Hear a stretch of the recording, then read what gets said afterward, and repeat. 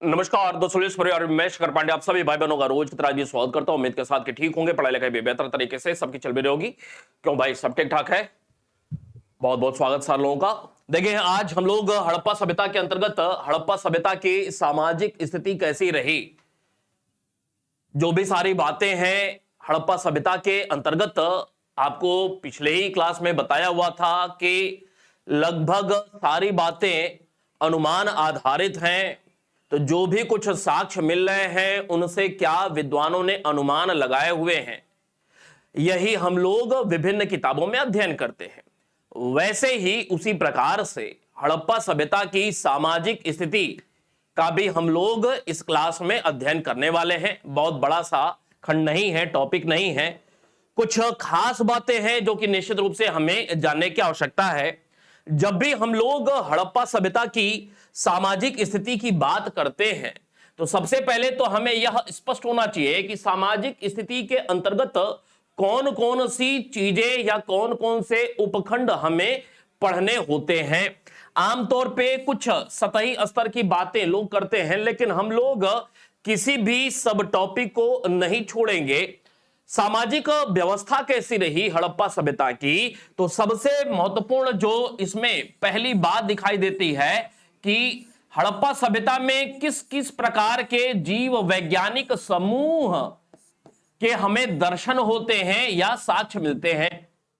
न सिर्फ जीव वैज्ञानिक समूह, या इसी को हम लोग कह सकते हैं मानव प्रजाति। मानव प्रजाति, कौन कौन से मानव प्रजाति के संदर्भ में हमारी जानकारी समृद्ध होती है। इसी प्रकार जब हम लोग जीव वैज्ञानिक समूह का अध्ययन कर लेते हैं तो फिर हमें दूसरा मुद्दा पढ़ना होता है सामाजिक विभाजन का, सामाजिक विभाजन या वर्गीकरण का। इसी क्रम में तीसरे नंबर पे जो एक महत्वपूर्ण मुद्दा निकल करके आता है कि क्या वर्ग विषमता जो कि हड़प्पा सभ्यता में देखने को मिलती है, क्या वर्ग संघर्ष की भी कोई स्थिति देखने को मिल रही है? तो उत्तर है नहीं, हड़प्पा सभ्यता के किसी भी स्थल से वर्ग संघर्ष की स्थिति देखने को नहीं मिलती है। इसके अलावा एक बहुत महत्वपूर्ण मुद्दा प्रश्न पूछा हुआ है दासता को लेकर के, क्या गुलामी की प्रथा या सामाजिक स्थिति के अंतर्गत क्या दास प्रथा की स्थिति भी कुछ देखने को मिलती है? इस पर भी कुछ चर्चा कर लेंगे। इसके अलावा सामाजिक संगठन अपने आप में एक महत्वपूर्ण मुद्दा बनता है, सामाजिक संगठन। और इस सामाजिक संगठन की जो आधारभूत इकाई थी परिवार, इसको लेकर के प्रश्न पूछा गया है पहले भी, आज भी हम लोग इस पर कुछ अलग अलग दृष्टिकोण से बात करेंगे। परिवार के ऊपर बात हो जाएगी। इसी कड़ी में हम लोग सामाजिक व्यवस्था के क्रम में कुछ खान पान के संदर्भ में बात करेंगे, खान पान। फिर कुछ मुद्दे होंगे स्वास्थ्य को लेकर के, और एक लास्ट जो मुद्दा होगा सामाजिक व्यवस्था के अंतर्गत वह होगा मनोरंजन को लेकर के। अर्थात हड़प्पा सभ्यता में सामाजिक स्थिति का जब हम लोग अध्ययन करते हैं तो कुल इतनी सारी बातें निकल करके आती हैं। जब किन्हीं भी टॉपिक का हम लोग अध्ययन करते हैं ना, तो उस टॉपिक को अलग अलग आयाम में अगर तोड़ तोड़ करके हमारे पास अगर जानकारी आ जाए तो इससे अच्छा कुछ भी नहीं हो सकता है। अब जब ये आपके लिए बहुत महत्व की बात है, आपको आने वाले कल में ये जब इस तरह से अध्ययन करेंगे ना, तो आपको इसकी इंपॉर्टेंस आने वाले कुछ समय बाद पता चलेगा। आपके पास जब चीजें टुकड़े टुकड़े में हो जाती है ना, उसके बाद समझना जानना बहुत आसान हो जाता है। अब इन्हीं सारी चीजों पे थोड़ा थोड़ा हम लोग डिस्कस करते जाएंगे। कॉन्सेप्ट के संदर्भ में, तथ्य के संदर्भ में चीजें आसान हो जाएंगी। चले बारी बारी से बात को आगे बढ़ाते हैं।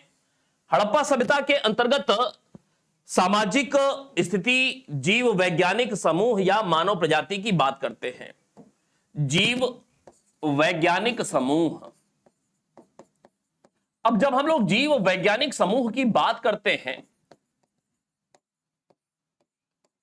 इसमें पहला ही एक नाम निकल करके आता है, पहला ही एक नाम निकल करके आता है किसका? KUR, केनेडी, या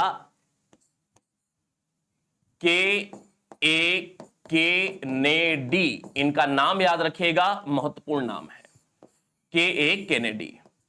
ये जो केनेडी साहब हैं, इन्होंने हड़प्पा सभ्यता के अलग अलग स्थलों पे जो भी कुछ कंकाल मिल रहे हैं, मानव कंकाल मिल रहे हैं, विभिन्न स्थलों में जो मानव कंकाल मिल रहे हैं, उन कंकालों के अध्ययन के आधार पे कुछ बात बताई। क्या? हड़प्पा सभ्यता में इन्होंने बताया कि कुछ या एक से अधिक, कुछ या एक से अधिक जीव वैज्ञानिक समूह की उपस्थिति थी। अर्थात हड़प्पा सभ्यता में विभिन्न स्थलों से खुदाई के अंतर्गत जो कुछ मानव कंकाल मिल रहे हैं, कि एक केनेडी साहब ने उस पर कुछ रिसर्च किया और यह निष्कर्ष दिया कि हड़प्पा सभ्यता में अलग अलग जीव वैज्ञानिक समूह की उपस्थिति थी। अर्थात अलग अलग मानव प्रजाति के दर्शन होते हैं। अर्थात ऐसा नहीं है कि सिर्फ एक ही प्रकार की मानव प्रजाति हड़प्पा सभ्यता में वास करती थी, रहती थी। दूसरी एक और महत्वपूर्ण बात, जब हम लोग कंकालों की बात कर रहे हैं तो यहां से एक बात और निकल करके आती है। क्या? रिसर्च हुआ तो एक बात और, ये सब कॉन्सेप्ट वाली बातें हैं, ध्यान में रखना है। एक बात और निकल करके आई, वह यह कि हड़प्पा सभ्यता के अलग अलग जो स्थल हैं, सभ्यता के अलग अलग स्थलों में अलग अलग मानव प्रजाति की उपस्थिति की जानकारी मिलती है। मानव प्रजाति की उपस्थिति थी। मतलब क्या है? मतलब यह है कि लोथल की अगर बात कर लिया जाए, एक हड़प्पाई स्थल लोथल की अगर बात कर लिया जाए, तो लोथल में कोई एक ही मानव प्रजाति के लोग रहते थे। अब कौन से रहते थे, वो मुद्दा बात का है। मोहनजोदड़ो एक स्थल हुआ। मोहनजोदड़ो में जितने भी कंकाल मिले हैं, वह सब एक ही मानव प्रजाति का बोध कराते हैं। अब ऐसा नहीं है कि मोहनजोदड़ो हुआ, चाहे लोथल हुआ, चाहे हड़प्पा हुआ, एक ही स्थल से, किसी भी एक स्थल में सारे के सारे मानव प्रजाति के दर्शन हो रहे हैं, ऐसा नहीं था। अलग अलग स्थलों पर किसी एक मानव प्रजाति के लोग रहा करते थे। बात को समझिएगा। अर्थात मोहनजोदड़ो को अगर उदाहरण लिया जाए, या कालीबंगा को, या लोथल को, या हड़प्पा को, या सुरकोतड़ा को, या धौलावीरा को, किसी को भी अगर उदाहरण लेकर के बात किया जाए, तो समझिए कि किसी भी एक स्थल में मान ले 5000 लोग रहते थे, तो वो जो किसी एक स्थल में 5000 लोग रह रहे हैं, ऐसा नहीं है कि 3-4 अलग अलग मानव प्रजाति के लोग रहते थे, ऐसा नहीं है। किसी एक ही मानव प्रजाति से जुड़े हुए लोग होते थे। क्लियर होगी बात? अब बात को आगे बढ़ाते हैं। जब हम लोग इतिहास का अध्ययन कर रहे हैं, तो इतिहास के अध्ययन में एक बात और महत्वपूर्ण हो जाती है कि ये जो भी जीव वैज्ञानिक समूह की हम लोग बात कर रहे हैं या मानव प्रजाति की, कंकालों के आधार पे जीव वैज्ञानिक समूह का निर्धारण हो रहा है। तो एक प्रश्न बनता है कि कंकाल या हड्डी के अध्ययन को क्या कहा जाता है, के अध्ययन को क्या कहा जाता है? तो आपको याद होगा इसे अस्थि विज्ञान कहा जाएगा या इसे ही ऑस्टियोलॉजी कहा जाता है। याद रहेगा, इस प्रकार का एक प्रश्न परीक्षा में पूछा जाता है, ऑस्टियोलॉजी कहा जाता है। निश्चित रूप से बात स्पष्ट हो गई होगी। बात को आगे बढ़ाते हैं। बात हो रही है कि जीव वैज्ञानिक समूह या मानव प्रजाति रिसर्च के आधार पे इस बात की जानकारी तो निकल करके आ गई कि हड़प्पा सभ्यता में एक से अधिक जीव प्रजाति या मानव प्रजाति के विद्यमान होने की जानकारी मिल रही है। तो फिर प्रश्न बनता है कि कौन कौन से वो हैं और कितने हैं संख्या में। अनुमान के आधार पे, रिसर्च के आधार पे विद्वानों ने एक राय प्रस्तुत किया। विद्वानों के अनुसार हड़प्पा सभ्यता में कम से कम मतलब अभी और रिसर्च की आवश्यकता है। आमतौर पे छोटी किताबों में हम लोग यह पढ़ लेते हैं कि हड़प्पा सभ्यता में 4 मानव प्रजाति के लोग रहते थे। बात यह अधूरी है और रिसर्च हो सकते हैं और लिपि संबंधी जानकारी हमारी जब बढ़ेगी तो हो सकता है कुछ नई बातों की जानकारी मिले। फिलहाल अभी जो मानव कंकाल मिल रहे हैं उनमें जो रिसर्च हुए उससे यह स्पष्ट हुआ कि कम से कम हड़प्पा सभ्यता में 4 मानव प्रजाति के लोग रहते रहे होंगे। मतलब यह संभावना है कि इससे ज्यादा भी हो सकता है। लिखा हुआ है कम से कम 4 मानव प्रजाति के लोग। अब ये जो कम से कम 4 मानव प्रजाति हैं, तो प्रश्न बनता है कि वह 4 मानव प्रजाति के लोग कौन से हैं। तो पहली बात, पहला जो मानव प्रजाति निकल रहा है वह भूमध्य सागरीय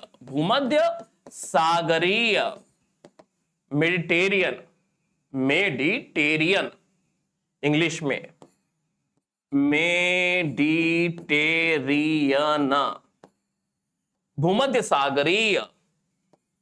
और तो और जितने भी मानव कंकाल मिले हैं उनमें से अधिकांश किससे संबंधित हैं?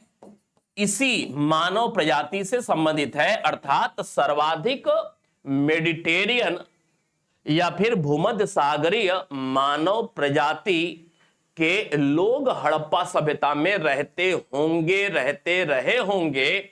इस प्रकार की जानकारी कंकाल विज्ञान के आधार पर निकल करके आई है। दूसरा, आद्य या प्रोटो ऑस्ट्रेलॉयड। अब कभी बहुत हालांकि आवश्यकता नहीं है, एंथ्रोपोलॉजी विषय का ये सब मुद्दा है, बस आपका काम इतने से निकल जाएगा। अब इनकी क्या क्या विशेषताएं हैं वह इतिहास का विषय नहीं है, नहीं तो निश्चित रूप से मैं बताता। क्यों भाई?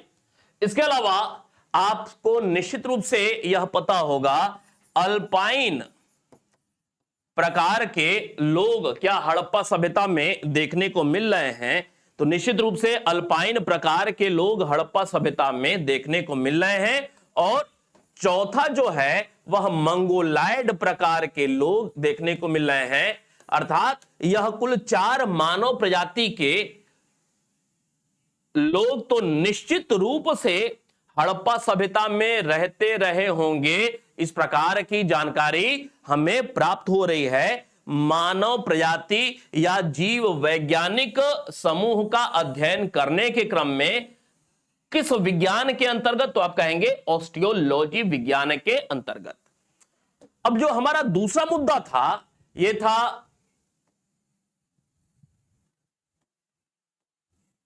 था सामाजिक विभाजन। हड़प्पा सभ्यता में आपको इस बात की स्पष्ट जानकारी है कि तमाम सारे ऐसे साक्ष्य हैं जो कि यह प्रदर्शित करते हैं कि हड़प्पा सभ्यता में निश्चित रूप से सामाजिक वर्गीकरण या विषमता का बोध होता है। सामाजिक विभाजन था क्या? सामाजिक विषमता या विभाजन हड़प्पा सभ्यता में देखने को मिलता है क्या? तो उत्तर है हां, निश्चित रूप से देखने को मिलता है। क्यों? क्योंकि इसके प्रमाण भी हमारे पास मौजूद हैं। हड़प्पा सभ्यता में ही खुदाई के अंतर्गत हमें प्राप्त हो रहे हैं। हालांकि एक बात और भी है, कभी अगर इस प्रकार से प्रश्न पूछा कि क्या मिस्र की सभ्यता में, मेसोपोटामिया की सभ्यता में, एक कॉन्सेप्ट है ध्यान में रख लेना है, क्या हड़प्पा सभ्यता में सामाजिक विभाजन, सामाजिक वर्गीकरण, सामाजिक विषमता वैसी ही थी जैसी उसके समकालीन अन्य सभ्यताओं में थी? तो उत्तर है नहीं। मिस्र की सभ्यता और मेसोपोटामिया की सभ्यता में सामाजिक विभाजन, सामाजिक स्तरीकरण, सामाजिक विषमता बिल्कुल स्पष्ट रूप से प्रदर्शित होती है, लेकिन हड़प्पा सभ्यता में चूंकि जानकारी अभी भी पर्याप्त नहीं है और ज्यादा रिसर्च होने की आवश्यकता है, इस वजह से हम यह स्पष्ट रूप से कह पाने में अक्षम हैं, सामर्थ्यवान नहीं हैं कि हड़प्पा सभ्यता में ठीक वैसे ही सामाजिक स्तरीकरण था या वैसा ही सामाजिक वर्गीकरण था जैसे समकालीन मिस्र और मेसोपोटामिया की सभ्यता में था। बात स्पष्ट होनी चाहिए। अब जब सामाजिक विषमता या विभाजन या स्तरीकरण की हम लोग बात कर रहे हैं कि हड़प्पा सभ्यता में था, वैसा नहीं था जहां पे जैसा कि मिस्र और मेसोपोटामिया, क्योंकि एकदम स्पष्ट है कि 3 समूह रहते थे, 4 समूह रहते थे, वैसा बिल्कुल नहीं है। अभी और रिसर्च होने की आवश्यकता है। फिलहाल अब जब सामाजिक विभाजन की बात हम लोग कर रहे हैं, स्तरीकरण की बात कर रहे हैं, तो कैसे हम कह पाते हैं कि हड़प्पा सभ्यता में सामाजिक विषमता या विभाजन या स्तरीकरण था? बहुत आसानी तरीके से हम लोग इस बात को कह सकते हैं कि हड़प्पा सभ्यता में विभिन्न प्रकार के भवन संरचना हम लोग देखते हैं। जब भवन संरचना की बात हम लोग, जब नगर योजना का अध्ययन हम लोग कर रहे थे, तो वहां पे हम लोगों ने देखा हुआ था कि कुछ मकान बहुत बड़े बड़े से हैं, कुछ मकान छोटे से हैं, नहीं, कुछ मकान मध्यम दर्जे के हैं, कुछ मकान एक मंजिला हैं, कुछ झोपड़ी जैसे मकान के साक्ष्य मिल रहे हैं। ये क्या शो करता है? ये यही शो करता है ना कि निश्चित रूप से आर्थिक विषमता रही होगी और आर्थिक विषमता होने की वजह से समृद्धि में विषमता रही होगी। अलग अलग लोग, अलग अलग समृद्धि वाले लोग थे। कोई आर्थिक स्थिति में निश्चित रूप से ऊपर था, कोई नीचे था, और आर्थिक विषमता की वजह से निश्चित रूप से सामाजिक विषमता जैसे आज देखने को मिलती है, वैसे ही उस समय काल में भी निश्चित रूप से देखने को मिल रही है। क्यों भाई? तो नगर नियोजन की बात कर लिया जाए, चाहे भवन संरचना की बात कर लिया जाए, चाहे आर्थिक विषमता की बात कर लिया जाए, ये कुछ ऐसी चीजें खुदाई के दौरान हमें देखने को मिल रही हैं जो कि यह स्पष्ट करती हैं कि हड़प्पा सभ्यता में सामाजिक स्तरीकरण, विभाजन या विषमता निश्चित रूप से रही होगी। इसमें कोई कंफ्यूजन की बात नहीं होनी चाहिए। अर्थात हड़प्पा सभ्यता हड़प्पा सभ्यता का जो समाज था उसमें वर्गीकरण निश्चित रूप से देखने को मिलता है। अब जब वर्गीकरण देखने को मिल रहा है तो प्रश्न फिर यहां बनता है कि विद्वानों ने, जो कुछ रिसर्चर हैं, उन्होंने कुल 4 सामाजिक वर्गों की पहचान किया है। 4 सामाजिक वर्गों की पहचान किया है। कौन कौन से 4 सामाजिक वर्ग? तो मेरे भाई 4 सामाजिक वर्गों में एक वर्ग कौन सा? तो आप कहेंगे विद्वान। एक वर्ग कौन सा? योद्धा। एक वर्ग कौन सा? व्यापारी। एक वर्ग कौन सा? तो आप कहेंगे श्रमिक। तो ये कुल 4 सामाजिक वर्ग निश्चित रूप से हमारे सामने प्रस्तुत किया, अनुमान के आधार पे, आकलन के आधार पे, शोध के आधार पे विद्वानों ने। अब एग्जैक्ट ऐसा ही था यह हम नहीं कह सकते हैं, क्योंकि यह सारी बातें अनुमान आधारित है। बात स्पष्ट है भाई? ठीक है, चले। तो ये 4 सामाजिक वर्ग का अनुमान लगाया विद्वानों ने।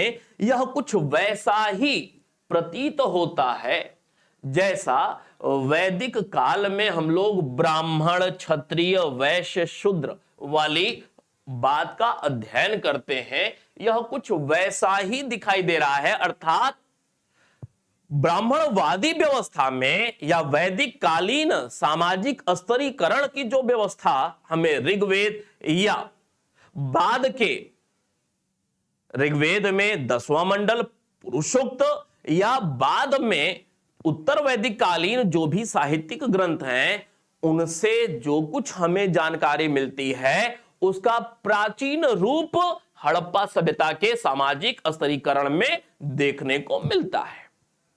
क्लियर है बात? अब इस चीज को हम लोग कुछ दूसरे तरीके से भी देख सकते हैं।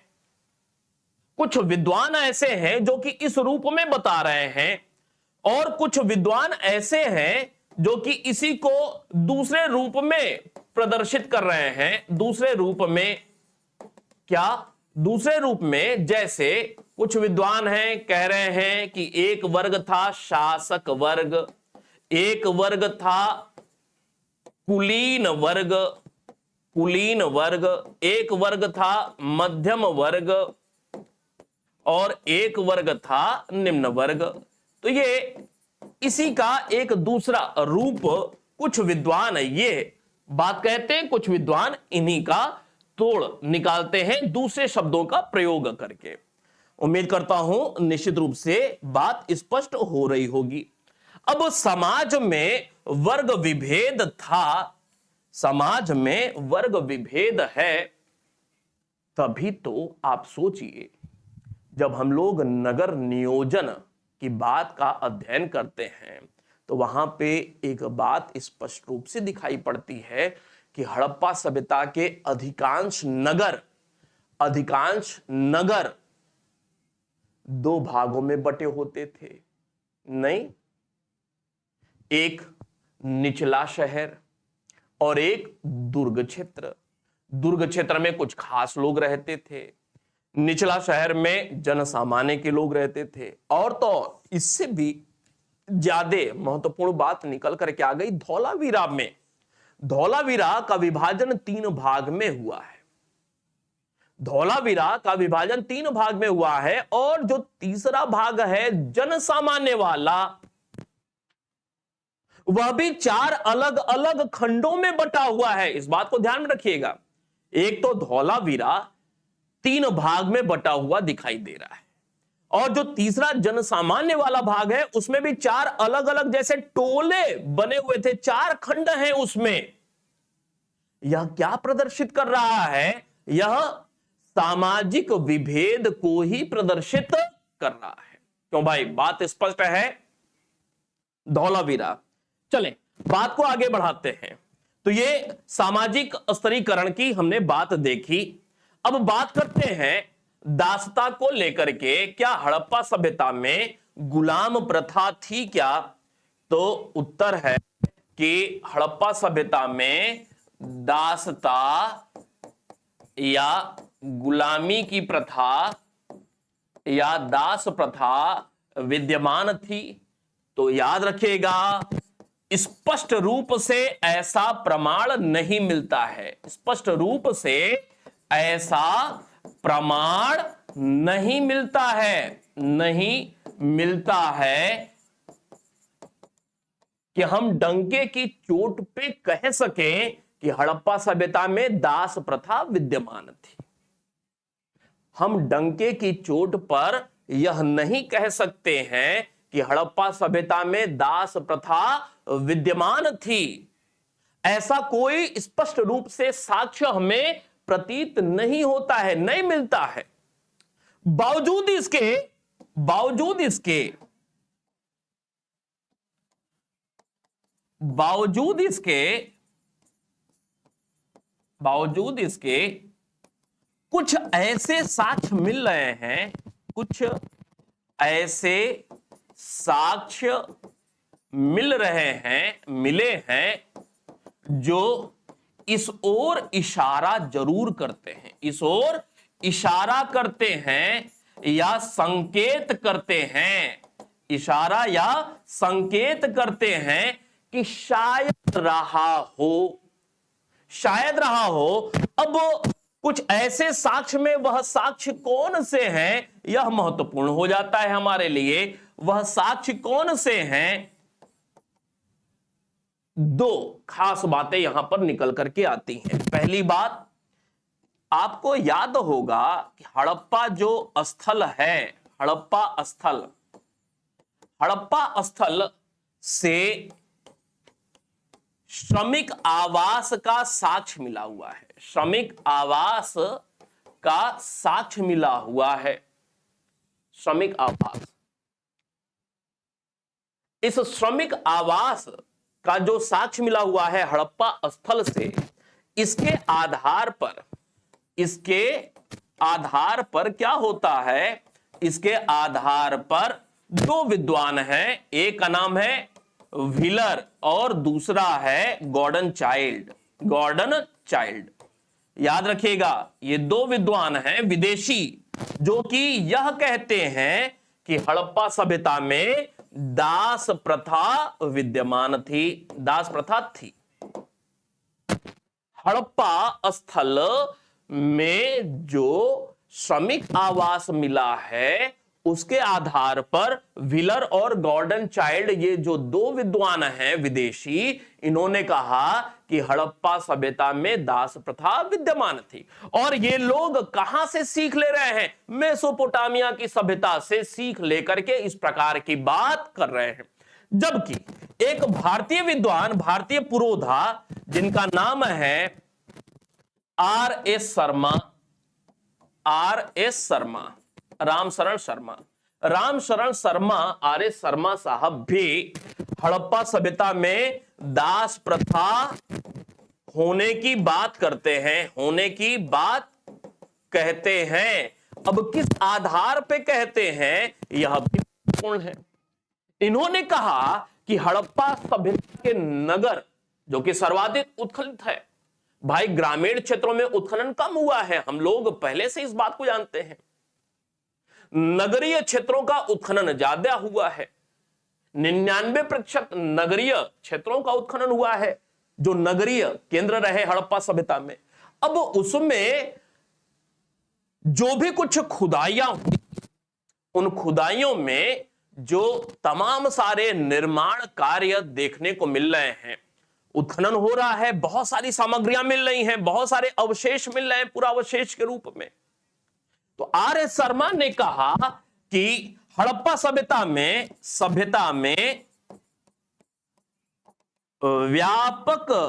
व्यापक रूप में जो निर्माण कार्य हुए हैं, उनके आधार पर आर.एस. शर्मा कह रहे हैं कि शायद हड़प्पा सभ्यता में निर्माण कार्य बहुत हुए हैं, तो शायद हड़प्पा सभ्यता में दास प्रथा विद्यमान थी। दासों को बड़े पैमाने पर निर्माण कार्यों में लगाया गया होगा, तभी इतना निर्माण कार्य संभव हो पाया रहा होगा। बात स्पष्ट होगी आशा करता हूं। क्यों भाई, क्लियर है? चलें बात करते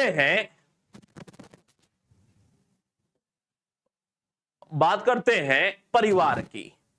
हड़प्पा सभ्यता में सामाजिक संगठन की मूलभूत इकाई क्या थी? सामाजिक संगठन की जो मूलभूत इकाई थी, मूलभूत इकाई वह परिवार थी। लेकिन जब मूलभूत इकाई परिवार की हम लोग बात कर रहे हैं तो कुछ प्रश्न निकल करके आते हैं। जैसे कुछ प्रश्न, क्या प्रश्न ये कि क्या परिवार जो थे वह एकात्मक परिवार होते थे या संयुक्तात्मक होते थे? एकात्मक या संयुक्तात्मक होते थे। दूसरी बात, जब हम लोग परिवार की बात कर रहे हैं तो क्या हमें पारिवारिक सब कॉन्सेप्ट है, ध्यान में रखिएगा, आपकी आगामी परीक्षा के लिए बहुत महत्वपूर्ण ये सारी बातें हैं। दूसरी बात कि क्या यह जो परिवार होते थे, क्या परिवार के जो भी संस्कार होते थे, संस्कारों के विषय में हमारी जानकारी कुछ है क्या? जैसे आज हम लोग 16 संस्कार पढ़ते हैं, नहीं, हिंदू मैथोलॉजी 16 संस्कार, हिंदू धर्म दर्शन में 16 संस्कार, विवाह संस्कार उनमें से एक बहुत महत्वपूर्ण, उपनयन संस्कार, नहीं, आदि आदि तमाम प्रकार के जीवन से जुड़े हुए महत्वपूर्ण संस्कार, सीमांतोन्नयन भी, जात कर्म भी अपने आप में महत्वपूर्ण होता है। क्या हड़प्पा सभ्यता में जो परिवार हैं, क्या इनके संस्कारों के विषय में कोई हमारी जानकारी है क्या? तो उत्तर है सीधे सीधे नो, कोई जानकारी हमारे पास उपलब्ध नहीं है। तीसरा एक प्रश्न बनता है परिवार को लेकर के कि परिवार का स्वरूप क्या था? परिवार का स्वरूप क्या था? क्या पितृसत्तात्मक स्वरूप था या मातृसत्तात्मक था? तो आप सीधे सीधे, अब आपकी जुबान पे आ रहा होगा, आप बोल रहे भी होंगे बैठे बैठे, मातृसत्तात्मक था। लेकिन मातृसत्तात्मक कहने का आधार क्या है? कुछ ना कुछ आधार तो होगा ना, जिसकी वजह से हम लोग कह रहे हैं कि मातृसत्तात्मक था। क्यों भाई? तो निश्चित रूप से परिवार का स्वरूप मातृसत्तात्मक है, इसको कहने के लिए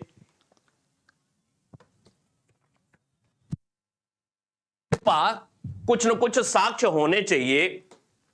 विद्वानों ने कुछ साक्ष्य के आधार पे, इस साक्ष्य को ध्यान में रखिए, पितृसत्तात्मक नहीं था। दो तीन बातें हैं ध्यान में रखने की। हड़प्पा सभ्यता में परिवार का स्वरूप मातृसत्तात्मक है, इसके कुछ दो तीन कारण मुख्य रूप से हमारे सामने निकल करके आते हैं। क्या? पहला कारण ये कि हड़प्पा सभ्यता में ये जो परिवार हैं, परिवार के स्वरूप मातृसत्तात्मक है, इसके कहने के पीछे मोहरों पर कुछ आकृतियां हैं। दूसरा, अधिकांश मृण मूर्तियां हैं, मिट्टी की मूर्तियां, अर्थात मोहरों से जानकारी मिल रही है। मृण मूर्तियों से जानकारी मिल रही है, जहां पे स्त्री या मातृदेवी के साक्ष्य मिल रहे हैं। इसके अलावा एक तीसरा जो कि आपको ध्यान में रखना है, तीसरा क्या है? प्राक आर्य, प्राक आर्य संस्कृति में सामान्यतः प्राक आर्य लिखा है, याद रखिएगा प्राक आर्य। जब आर्य कल्चर की शुरुआत होती है तो हम लोग इस बात को जानते हैं कि आर्य संस्कृति के अंतर्गत पुरुष देवताओं का प्राधान्य देखने को मिलता है। पितृसत्तात्मक प्रकार के समाज का निर्धारण देखने को मिलता है आर्य कल्चर से। आर्य कल्चर से लेकर के अर्थात वैदिक काल से लेकर के आज तक समाज का स्वरूप कैसा देखने को मिल रहा है? तो आप कहेंगे पितृसत्तात्मक स्वरूप। लेकिन आर्यों के पहले जो भी कुछ कल्चर हमारे रहे, पाषाण काल की बात किया जाए, ताम्र पाषाण काल की बात किया जाए, या हड़प्पा सभ्यता की बात किया जाए, या छोटी छोटी जो भी संस्कृतियां हैं पश्चिमोत्तर क्षेत्र की या पश्चिम क्षेत्र की, जो भी छोटी बड़ी संस्कृतियां हैं, अधिकांश या यूं कह लें लगभग सभी के सभी मातृसत्तात्मक स्वरूप का बोध कराती हैं। क्यों?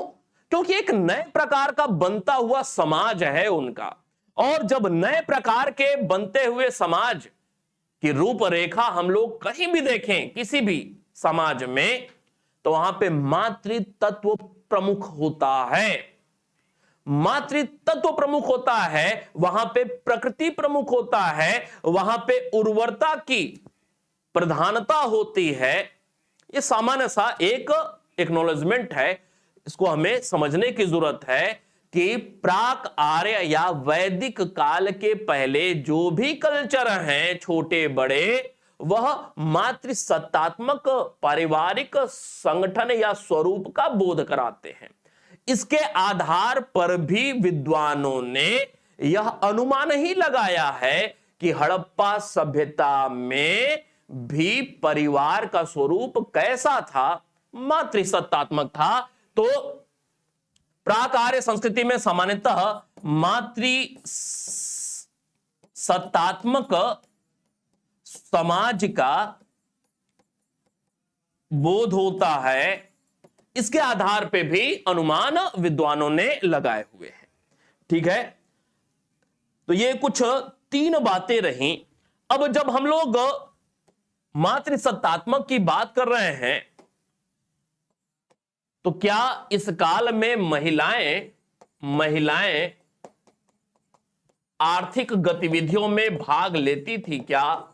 उत्तर है हां, महिलाएं आर्थिक गतिविधि में भाग लेती थीं, योगदान देती थीं। कैसे इस बात की जानकारी मिल रही है? तो परीक्षा के दृष्टिकोण से महत्वपूर्ण है। इसका कुछ उदाहरण देखने को मिल रहा है। कुछ ऐसे साक्ष्य मिले हुए हैं नौशारों से, कुछ ऐसे साक्ष्य मिले हुए हैं मोहनजोदड़ो से, कुछ ऐसे साक्ष्य मिले हुए हैं हड़प्पा से। कैसे साक्ष्य मिले हुए हैं? इन स्थलों से कुछ साक्ष्य मिले हुए हैं, जैसे आटा पीसने की चक्की चलाते हुए महिलाओं को दिखाया गया है। चक्की चलाते हुए महिलाओं को दर्शाया गया है। महिलाएं आटा गूंथते हुए, या यूं कह लें कुछ गूंथते हुए